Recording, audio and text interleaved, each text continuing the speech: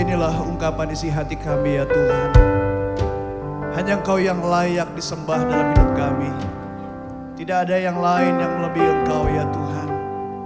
Kami bersyukur Tuhan untuk hari ini. Untuk kami masih diberikan kesempatan untuk kembali merenungkan akan kasih-Mu ya Tuhan. Kebangkitan Kristus menjadi jawaban bagi dunia yang terhilang ini ya Tuhan. Terima kasih Tuhan untuk kehadiran-Mu di tengah-tengah kami. Engkau mengurapi hamba-Mu, Engkau mengurapi kami semua. Kami siap untuk menerima kebenaran firman-Mu. Karena firman-Mu adalah pelita bagi kaki kami dan terang bagi jalan kami. Di dalam nama-Mu Tuhan Yesus Kristus kami berdoa dan mengucap syukur. Mari yang percaya dan mencintai Tuhan, kita katakan bersama-sama. Amin. Kita berikan tepuk tangan buat Tuhan Yesus yang baik.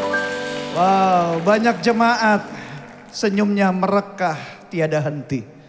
Selamat Paskah, Tuhan Yesus memberkati. Silakan duduk Bapak Ibu Saudara kasih dalam Tuhan. Hari Jumat yang lalu kita sama-sama memperingati Jumat Agung. Ada satu peristiwa yang luar biasa di sana. Sebelum Yesus mati tergantung di kayu salib, Alkitab menyatakan bahwa Yesus berseru pula dengan suara nyaring, lalu dia menyerahkan nyawanya. Dan apa yang terjadi setelah itu saudara? Alkitab mencatat bahwa tabir bait suci terbelah dua dari atas sampai ke bawah. Dan terjadilah gempa bumi dan bukit-bukit batu terbelah. Saudara, robeknya tabir itu melambangkan pendamaian yang dilakukan oleh Kristus. Artinya ritual pengorbanan pendamaian dosa dengan berbagai syarat dalam Taurat sudah digantikan oleh Yesus Kristus. Dan ingatlah guys bahwa pengorbanan Yesus Kristus itu hanya satu kali untuk selama-lamanya. Jadi kita nggak perlu lagi mencari hewan untuk dikorbankan setiap tahun, gak perlu lagi. Yesus sudah melakukannya dengan sempurna. Oleh karena itu khotbah saya di hari Paskah ini adalah sesuatu yang menghalangi mata. Saudara, Paskah dalam perjanjian baru bermakna kebangkitan Kristus. Dan kuasa kebangkitan Kristus itu menjawab masalah di dalam kehidupan saya. Saya lahir dan dibesarkan dari keluarga non-Kristen. Saya hidup penuh dengan dosa. Banyak kebiasaan-kebiasaan buruk yang saya lakukan berpuluh-puluh tahun. Saya mengalami ketakutan, takut ini, takut itu. Termasuk takut ketinggian juga kalau naik pesawat itu. Itu sesuatu yang sangat menakutkan buat saya. Sampai-sampai udah jadi Kristen. Pastor Doni waktu itu masih di Lampung menjadwal saya ke sana. Saya usahain bro, naik mobil aja ke Lampung. Gak usah naik pesawat. Karena pesawat waktu itu masih baling-baling saudara. Paksain dan naik mobil. Saking takutnya begitu.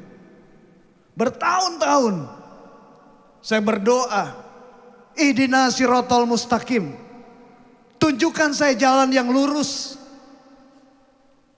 Dan sampai satu hari, waktu saya membaca Alkitab, Yesus berkata, akulah jalan, kebenaran, dan hidup.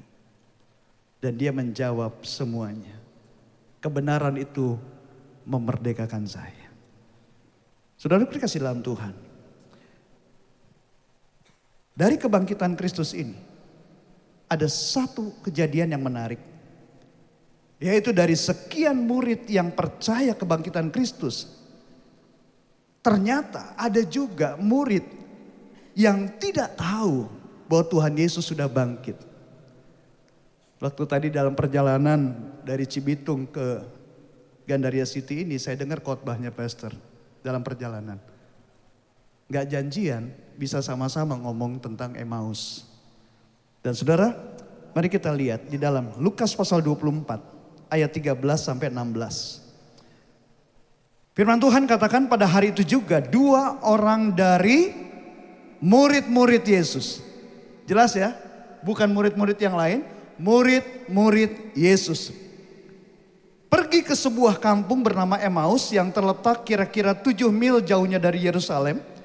Dan mereka bercakap-cakap tentang segala sesuatu yang telah terjadi. Ketika mereka sedang bercakap-cakap dan bertukar pikiran, datanglah Yesus. Bukan makhluk yang lain, tapi Yesus.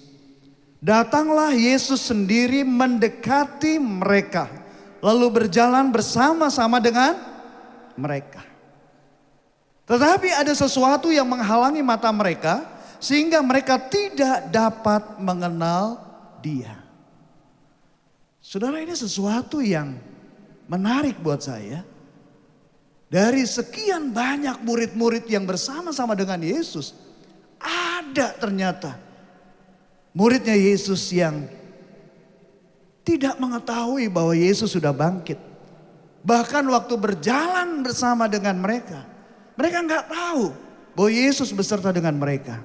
Padahal kerinduan Tuhan adalah setiap murid mengenal Tuhan yang sudah bangkit.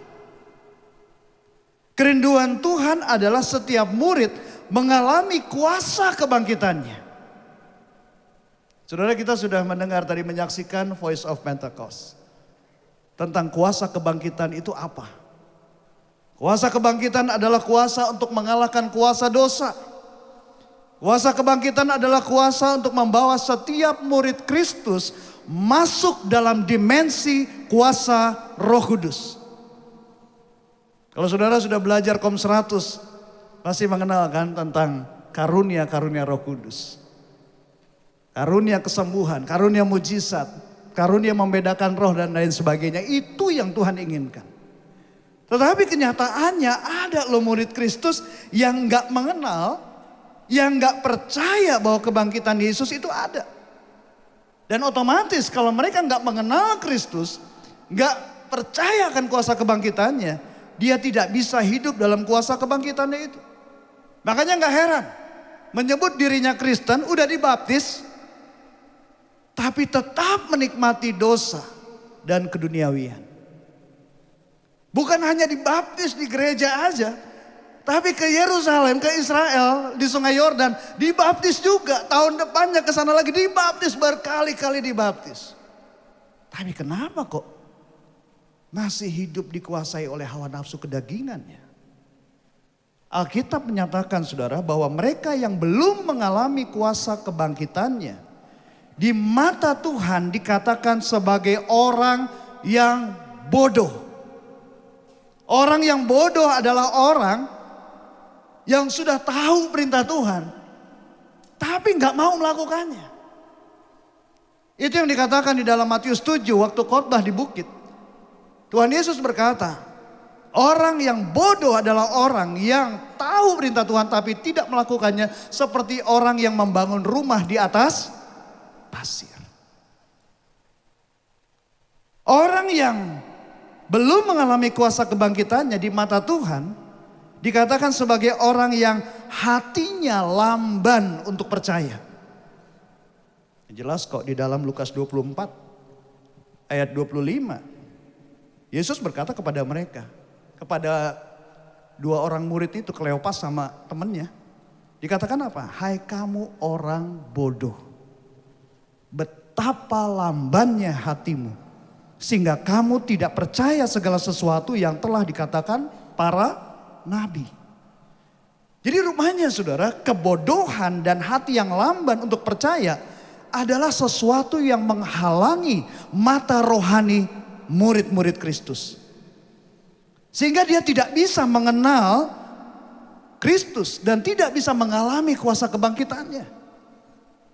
Ini parah guys. Bilang sama sebelahnya, ini parah loh. Ini parah banget. Betul. Dan hari ini saya ingin berbagi buat kita semua tentang bagaimana agar kita bisa mengalami kuasa kebangkitannya dan hidup sebagai pemenang. Yang siap untuk menerima kebenaran ini katakan amin. Yang pertama, bangun suasana surga. Saudara, membangun suasana surga mendatangkan berkat tak terduga. Minggu lalu kita sudah belajar bersama-sama dari Pastor Roni Daud dan Ibu Nancy tentang kerajaan surga. Kita adalah, saudara dan saya adalah warga kerajaan surga. Yang percaya katakan amin. Kalau percaya bangun dong suasana itu. Saudara, untuk suasana yang hangat, suasana yang akrab harus dibangun. Gak bisa kita hanya diam aja atau bertindak sebaliknya. Mau membangun suasana yang hangat, tapi kita justru jahatin orang. Justru kita kasar sama orang, gak mungkin. Terjadi suasana yang hangat, betul gak? Kan kebaktian juga begitu. Untuk suasana yang hangat, ada jemaat yang baru pertama kali, selalu diajak dari mimbar, ini yang sebelahnya dong, kasih salam dong, kenalan dong, kan gitu. Harus dibangun. Nah begitu juga saudara, suasana surga. Kalau kita ingin membangun suasana surga di keluarga. Bulan ini kita masih bicara tentang intimacy toh. Dalam keluarga. Bangun suasana surga di keluarga. Bangun suasana surga di komunitas. Bangun suasana surga di kantor. Harus dibangun. Yesus sudah ngajarin sama kita. Makanya diajarin doa Bapa kami. Datanglah kerajaanmu, jadilah kehendakmu di bumi seperti di surga. Artinya kita sebagai warga kerajaan surga diberikan otoritas, diberikan kemampuan sama Tuhan, kuasa untuk menghadirkan surga di keluarga kita, di kantor kita, di komunitas kita, di gereja kita, dimanapun kita berada. Yang percaya katakan amin. Nah oleh karena itu saudara, bangun suasana itu. Jangan membangun suasana yang bertentangan, mau bangun suasana surga, tapi yang kita bangun suasana neraka, gak bisa, gak nyambung bos. Bangun suasana surga. Rasul Paulus menulis, kerajaan Allah bukanlah soal makanan dan minuman, tetapi soal kebenaran, damai sejahtera, dan sukacita oleh Roh Kudus. Jadi gimana membangun suasana surga? Hidup dalam kekudusan. Karena kekudusan itu adalah kebenaran. Saling menghormati. Karena saling menghormati itu adalah kebenaran. Nah, saudara bicara soal saling menghormati. Saya diingatkan begini, kehidupan yang kita jalani ini, kita bisa bertemu dengan orang yang dimana kita harus ekstra hati-hati saudara. Bahkan kalau perlu, orang itu dihindari. Ada 4 tipe manusia yang harus saudara hindari. Yang pertama, orang yang membawa saudara melanggar kekudusan. Hindari. Yang kedua, orang yang tidak menghormati saudara. Hindari. Karena itu akan membuat kamu terus disakiti. Karena itu akan membuat kamu gak bisa bertumbuh dengan sehat. Kalau ada di lingkungan orang yang tidak menghormati kamu. Yang ketiga, orang yang mau membuat kamu jatuh. Hindari. Yang keempat, orang yang tidak menghargai saudara. Hindari mereka. Saya belajar dari Tuhan Yesus. Bagaimana Tuhan Yesus bertemu dengan orang Farisi yang mau membunuh Yesus. Apa yang Yesus lakukan? Dia menyingkir. Dia menghindari itu. Hindari mereka, tapi tetap menghormati. Artinya kita menghindari mereka, tapi kita nggak membenci mereka. Kita tidak menjelek-jelekan mereka. Waduh, dia tuh emang gak menghargai gua, gak menghormati gua. Hindari aja. Percuma kamu ngomong keberhasilan kamu. Kamu bersaksi tentang berkat yang Tuhan berikan. Orang-orang yang tidak menghormati kamu, gak menghargai kamu, gak akan peduli dengan hal itu. Buang-buang waktu. Nah gimana caranya? Nanti bulan depan tanggal 22 Mei di acara iCare kita akan belajar tentang toxic relationship. Tapi kita tetap bisa menghormati. Jadi bangun suasana surga. Bangun suasana surga dengan hidup dalam kesatuan, dalam keunitian sesama tubuh Kristus. Saudara, yang menarik di sini di dalam Lukas pasal 24, Kleopas dan seorang temannya, mereka itu berjalan berdua, saudara. Padahal murid-murid Kristus yang lain ada. Tapi mereka memilih untuk jalan berdua. Dan Alkitab katakan wajah mereka itu suram. Saudara, kalau wajahnya muram, happy nggak kira-kira? Enggak. Orang yang wajahnya muram, kemungkinan besar dia happy atau dia kecewa. Kecewa iya. Mereka nggak sama-sama dengan yang lain. Saudara, ada berapa banyak mereka yang mengaku sebagai murid Kristus, tapi karena kecewa, kesombongan, dan masalah hati yang lain, sehingga nggak mau menyatu dengan tubuh Kristus yang lain. Udahlah, kita nggak usah gabung sama mereka. Mereka itu di bawah kita, kemampuan mereka di bawah kita. Udah, kita aja deh. Udah, departemen kita aja. Departemen kita lebih baik daripada mereka. Gak mau menyatu. Saudara bayangkan, kalau tubuh ini, tangan sama kaki terpisah dari badan. Kira-kira apa yang terjadi, saudara? Tangan bisa bergerak gak? Kaki bisa bergerak gak? Mati. Saudara,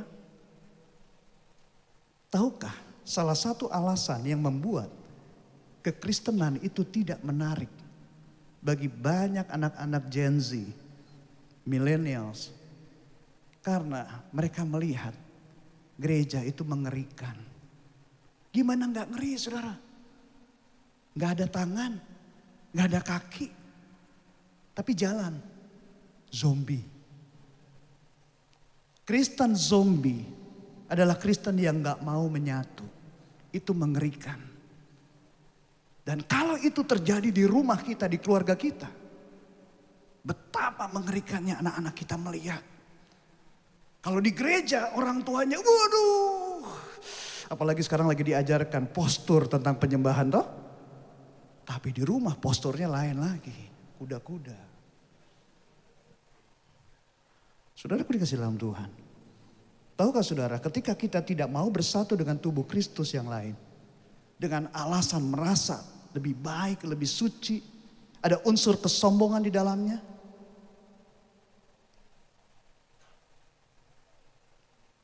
Yesus bilang gini, bukan yang berseru kepadaku Tuhan, Tuhan akan masuk dalam kerajaan surga, melainkan dia yang melakukan kehendak Bapakku yang di surga.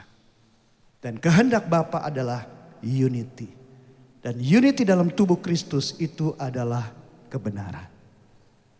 Siapa yang mau hidup bersatu dengan sesama tubuh Kristus? Lambaikan tangan saudara. Puji Tuhan. Maria menghampiri Kristus dan mencurahkan minyak narwastu.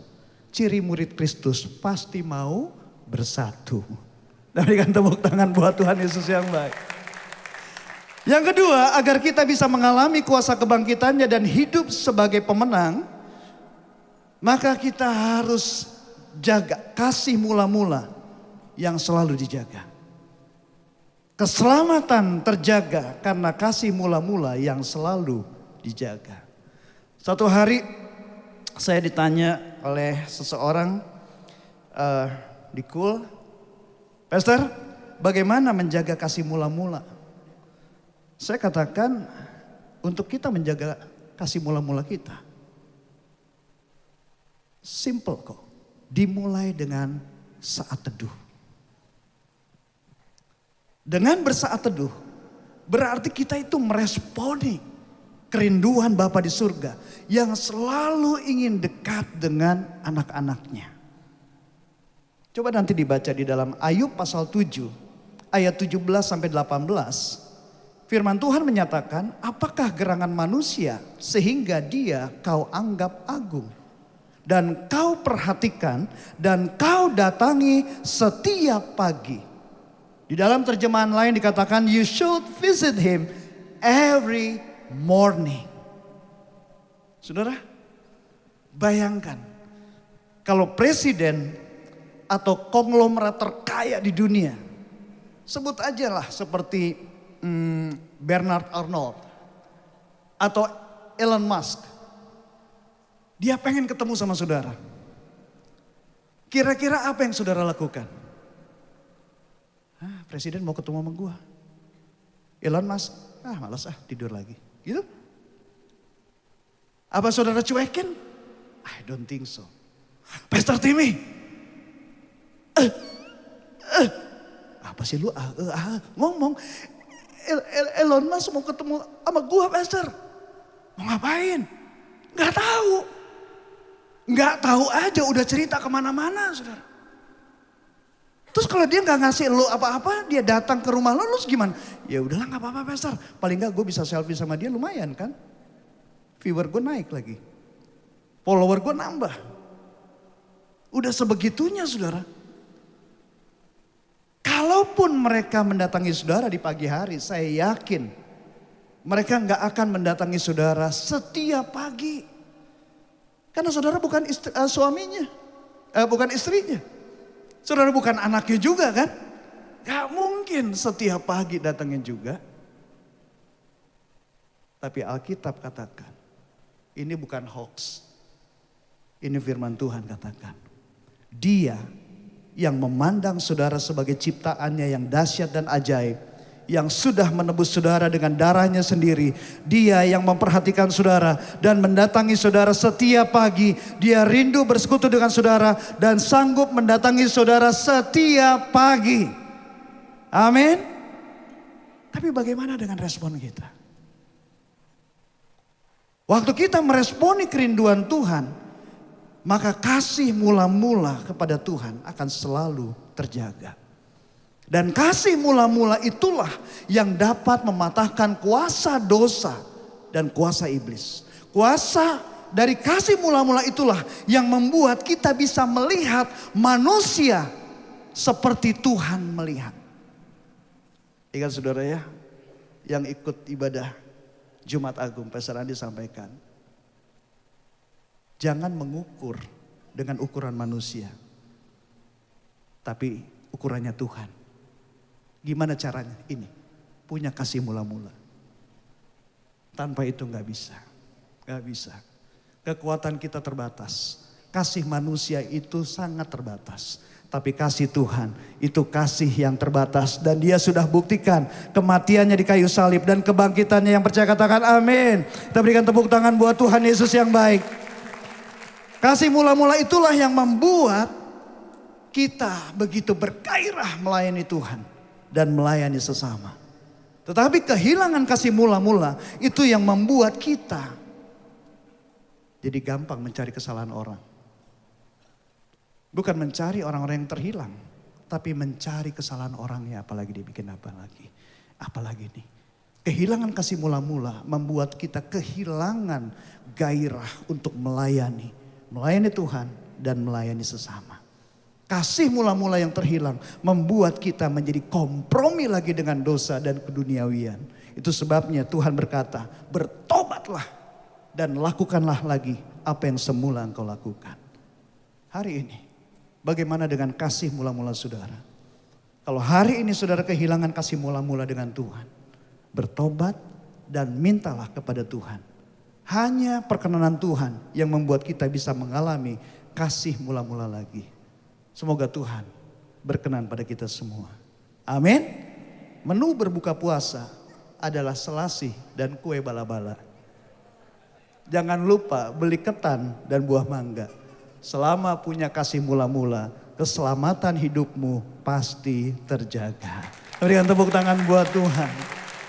Yang berikutnya, agar kita bisa mengalami kuasa kebangkitannya dan hidup sebagai pemenang, harus selalu memiliki rasa ingin mempelajari dan tinggal dalam firman Tuhan. Amin. Karena mempelajari dan tinggal dalam firman Tuhan itu sama dengan hidup dalam Tuhan. Hidup dalam Tuhan karena kita selalu punya gairah untuk belajar, untuk tinggal dalam firman-Nya. Nah, inilah yang Yesus katakan di dalam Matius 7, orang yang bijaksana. Orang yang bijaksana adalah orang yang tahu perintah Tuhan dan dia lakukan dengan taat dan setia. Itu seperti orang yang membangun rumahnya di atas batu. Dan itu yang membuat kita terlindung dari begitu banyak suara-suara yang bisa menyesatkan, bahkan membawa kita kepada kebinasaan. Saudara perhatikan, dunia teknologi ini semakin maju. Dari 1.0 sekarang human society sudah masuk ke 5.0. Dan kabar terakhir yang saya terima dari artificial intelligence, dia mampu menjiplak warna suara seseorang. Menurut berita di Fox News, menurut Cyber Guy, tanggal 2 April yang lalu, dikatakan bahwa voice cloning telah digunakan oleh penjahat untuk melakukan penipuan pada teman atau keluarga pemilik warna suara yang dijiplak. Tiba-tiba Brandon dapat telepon. Ini siapa? Ini Papa Brandon. Suaranya mirip sama Pastor Billy. Makanya para keluarga rasanya perlu bikin password. Supaya nggak ketipu, saudara. Tetapi yang lebih jahat lagi, penipu yang bisa menyusup ke dalam gereja dan berbicara mengatasnamakan suara Tuhan. Ini lebih mengerikan. Matius sudah menulis, waspadalah terhadap nabi-nabi palsu yang datang kepadamu dengan menyamar seperti domba, tetapi sesungguhnya mereka adalah serigala yang buas. Petrus juga dapat dari Tuhan dan dia menulis, di antara kamu akan ada guru-guru palsu. Mereka akan memasukkan pengajaran-pengajaran sesat yang membinasakan. Satu hari ada seorang anak Tuhan, rumahnya kebanjiran. Air naik terus. Dan sampai menyentuh atap rumahnya.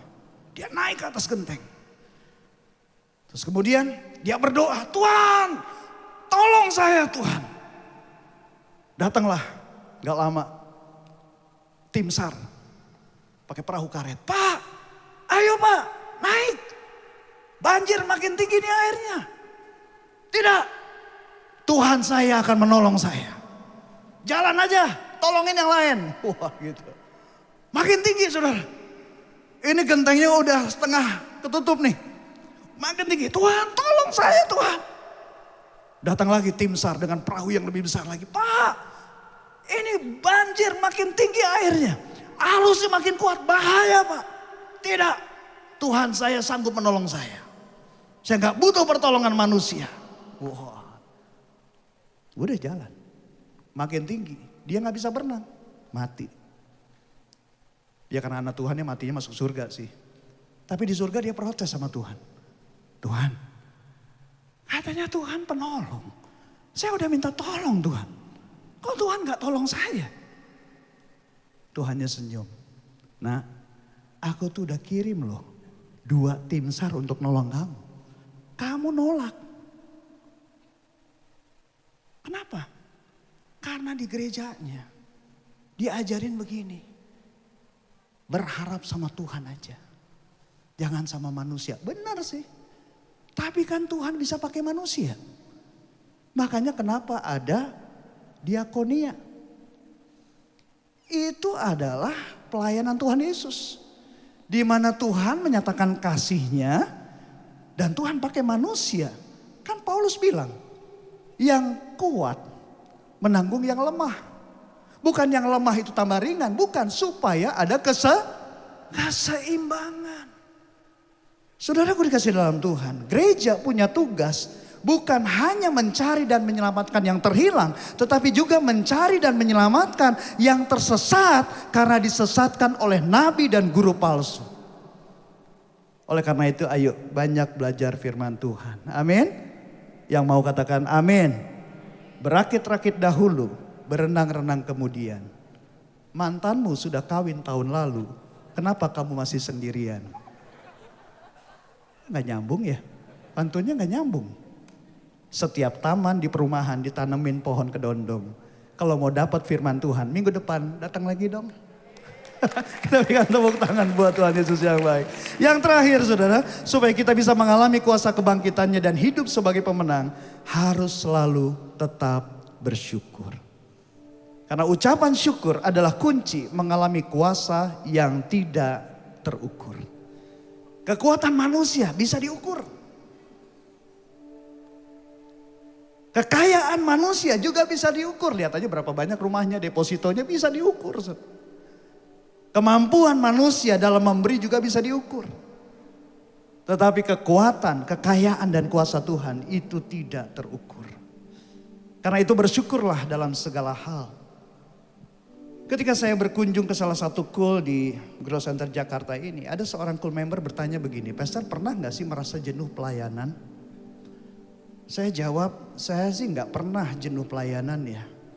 Tapi yang terjadi saya pernah capek hati.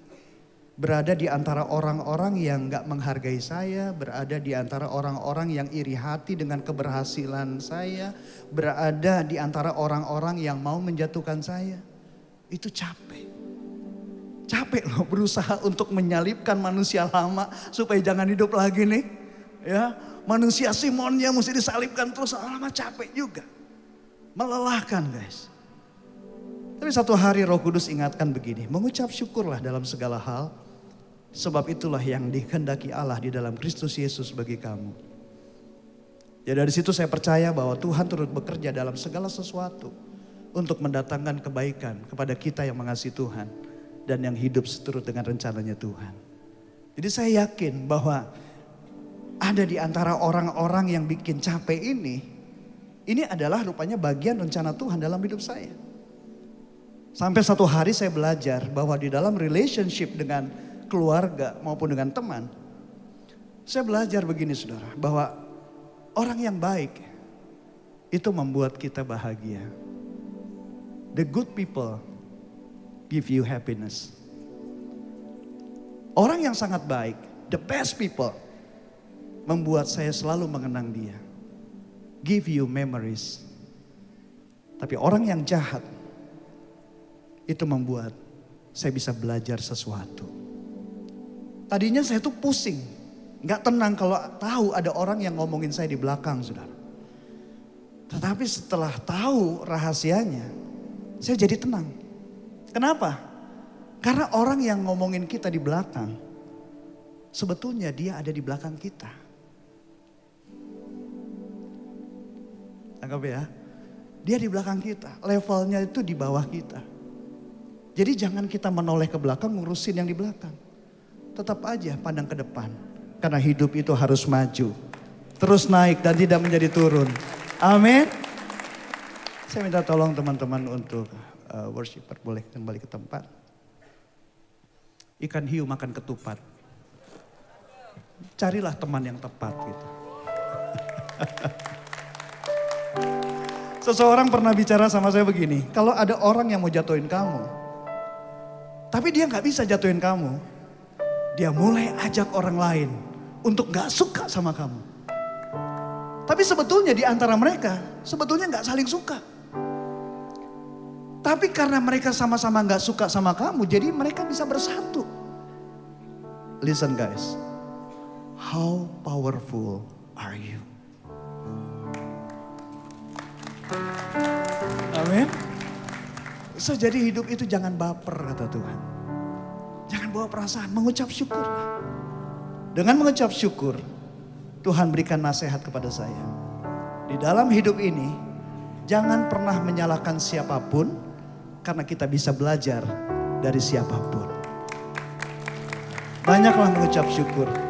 Maka kita akan mengalami kuasa kebangkitannya. Mari kita bangkit berdiri.